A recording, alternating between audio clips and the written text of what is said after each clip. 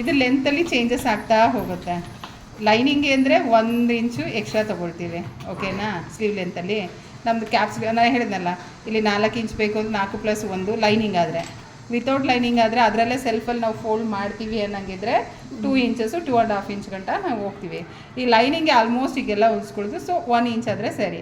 ಆಮೇಲೆ ಈಗ ಜಿಗ್ಜಾಗ್ ಮಾಡ್ತೀವಿ ಅಂದರೆ ಇಲ್ಲಿ 1/2 ಇಂಚು, ಇಲ್ಲಿ 1/4 ಇಂಚು, ಅದನ್ನು ಕೂಡ 3/4 ಇಂಚು ಇಲ್ಲ 1 ಇಂಚ್ ಒಳಗಡೆ ನಾವು ಮುಗಿಸ್ಬೋದು.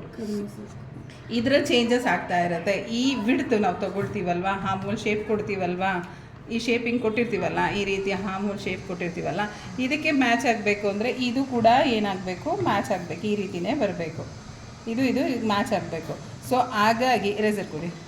ಹಾಗಾಗಿ ಇದನ್ನು ಕೂಡ ಇದರಲ್ಲಿ ಯಾವುದೇ ಕಾರಣಕ್ಕೂ ಏನೂ ಚೇಂಜಸ್ ಆಗಲ್ಲ. ಎಲ್ಲರಿಗೂ ಏನಂತ ಹೇಳಿದ್ದೀನಿ, 1/4 ಚೆಸ್ಟು, ಇಲ್ಲಿಂದ ಇಲ್ಲಿಗೆ ನಮ್ಮದು ಚೆಸ್ಟ್ ಏನಿದೆ ಅದರ 4 ಭಾಗ ತೊಗೊಳ್ಬೇಕು. ಈಗ 30 ಇರೋರಾಗಲಿ 40 ಇರೋರಾಗಲಿ ಈ ಬಿಡ್ತು ಇಲ್ಲಿ ಹಾಮೂಲ್ ರೌಂಡ್ ಥರ ಬರುತ್ತಲ್ಲ, ಈ ಶೇಪ್ ಕೊಡ್ತೀವಲ್ವ ಸ್ಲೀವ್ಗೆ, ಇದು 1/4 ಚೆಸ್ಟು ಎಲ್ಲರಿಗೂ ಬರುತ್ತೆ, ಯಾರಿಗೆ ಅದು ಚೇಂಜ್ ಮಾಡೋಂಗಿಲ್ಲ. ಇದು ಮಾತ್ರ ಏನು ಹೇಳಿದ್ನಲ್ಲ ನೆನ್ಪಿಟ್ಕೊಳ್ಳಿ. ಈಗ 36 ಅಂತಂದರೆ 9 ಅಂತ ಇಲ್ಲಿ ಬರುತ್ತೆ 1/4 ಚೆಸ್ಟು, 40 ಅಂದರೆ 10 ಬರುತ್ತೆ, 28 ಅಂದರೆ 7 ಬರುತ್ತೆ.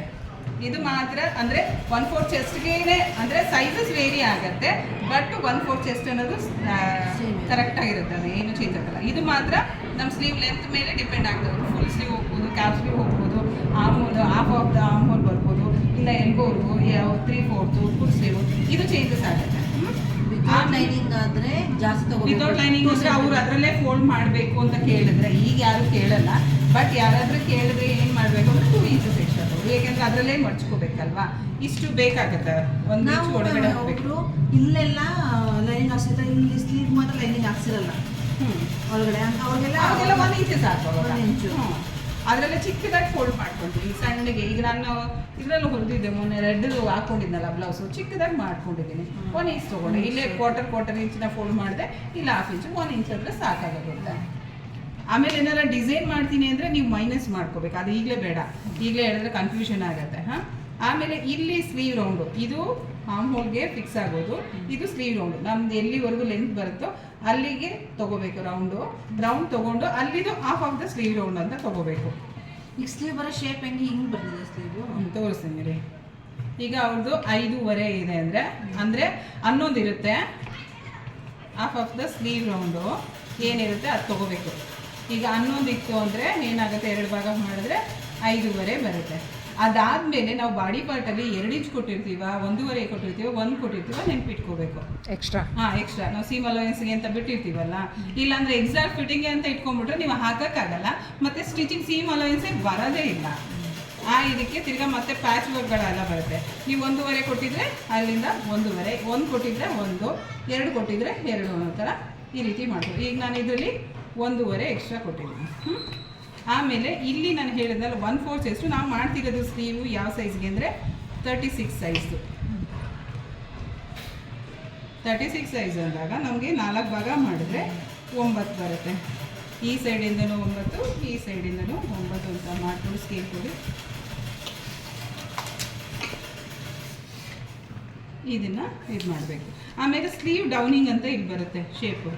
ಈಗ ಇಲ್ಲಿಂದಲೇ ನಾವು ಶೇಪ್ ಕೊಡೋಕ್ಕಾಗಲ್ಲ, ಇದು ಲಾಸ್ಟಿಗಿಂದನೇ ಕೊಡೋಕ್ಕಾಗಲ್ಲ, ನಾವು ಇಲ್ಲಿಂದ ಇಲ್ಲಿಗೆ ಸ್ಲೀವ್ ಡೌನಿಂಗ್ ಅಂತ ಕೊಡಬೇಕು.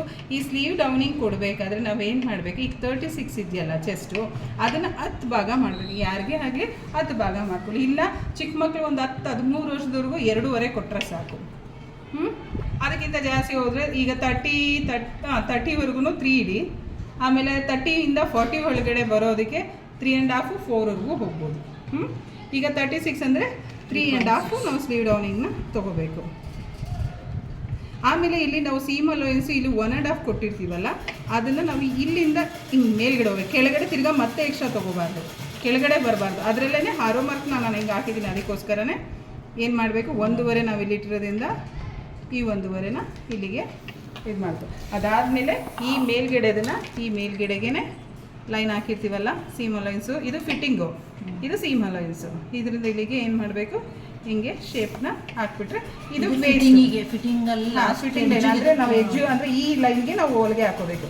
ಇದರಲ್ಲಿ ನಾವು ದಪ್ಪ ಸಣ್ಣ ಆದಾಗ ಲೂಸ್ ಮಾಡ್ಕೊಳ್ಳೋಕ್ಕೆ ಅಂತ ನಾವು ಇದ್ಬಿಡೋದು. ಇದೆಲ್ಲ ಕಟ್ಟಿಂಗ್ ಪಾರ್ಟು ಹೋಗ್ಬಿಡುತ್ತೆ ಇದು. ಇದಾದಮೇಲೆ ಮೇಯ್ನ್ ಹಾಕ್ಬೇಕಾಗಿರೋದೇ ಇದು. ಇಲ್ಲಿ ಸ್ಲೀವ್ದು ಶೇಪು ಇಲ್ಲಿಂದ ಇಲ್ಲಿಗೆ 1 ಅಥವಾ 1.5ಗೆ ಮಾರ್ಕ್ ಮಾಡಿ, ಇಲ್ಲಿಂದ ಇಲ್ಲಿಗೆ. ಅದು ಮಾರ್ಕ್ ಮಾಡಿದ್ಮೇಲೆ ಈ ಪಾಯಿಂಟ್ ಇದೆಯಲ್ಲ, ಈ ಪಾಯಿಂಟಿಗೆ ಏನು ಮಾಡಬೇಕು, ಜಾಯಿನ್ ಮಾಡಿ. ಸ್ಲ್ಯಾಂಟಾಗಿ ಒಂದು ಲೈನ್ ಹಾಕ್ಕೊಳ್ಳಿ. 1.5ಇಂದ ಇಲ್ಲಿ ಕೆಳಗಡೆ 1.5 ಹಾಕಿರ್ತಾರೆ, ಅಲ್ಲಿ ಅಲ್ಲಿಗೆ ಜಾಯಿನ್ ಮಾಡಬೇಕು. ಆ ಜಾಯಿನ್ ಮಾಡಿದ್ಮೇಲೆ ಏನು ಮಾಡಬೇಕು, ಈ ಲೈನ್ನ ಮೆಷರ್ ಮಾಡಬೇಕು. ಈಗ 6.5 ಕರೆಕ್ಟಾಗಿ 7.5 ಅಂತ ಬಂತು ಅಂದರೆ ಈವನ್ ನಂಬರಲ್ಲೋ ಆಡ್ ನಂಬರಲ್ಲೋ ಬಂದರೆ ಈಸಿಯಾಗಿ ಸಿಗುತ್ತೆ. ಈಗ ಅರ್ಧ ಕಾಲು ಅಂತ ಬಂದರೆ ನಿಮಗೆ ಡೌಟ್ ಆಗುತ್ತೆ ಹೆಂಗೆ ತೊಗೊಳೋದು ಅಂತ. ಮಿಡ್ ಪಾಯಿಂಟ್ ಹೆಂಗೆ ತೊಗೊಳೋದು ಅಂದರೆ ಹಿಂಗೇನೆ ಮೆಷರಿಂಗ್ ಟೇಪಲ್ಲೇ ಇದು ಮಾಡಿಕೊಟ್ರೆ ಇಲ್ಲಿಗೆ ಮಿಡ್ ಪಾಯಿಂಟ್ ಬಂತಲ್ವಾ, ಇದು ಮಿಡ್ ಪಾಯಿಂಟು. ಇದು ಇಲ್ಲಿಂದ ಇಲ್ಲಿಗೆ ಮಿಡ್ ಪಾಯಿಂಟು, ಈ ಜಾಗದಿಂದ ಈ ಜಾಗಕ್ಕೆ ಮಿಡ್ ಪಾಯಿಂಟ್ ಅದು.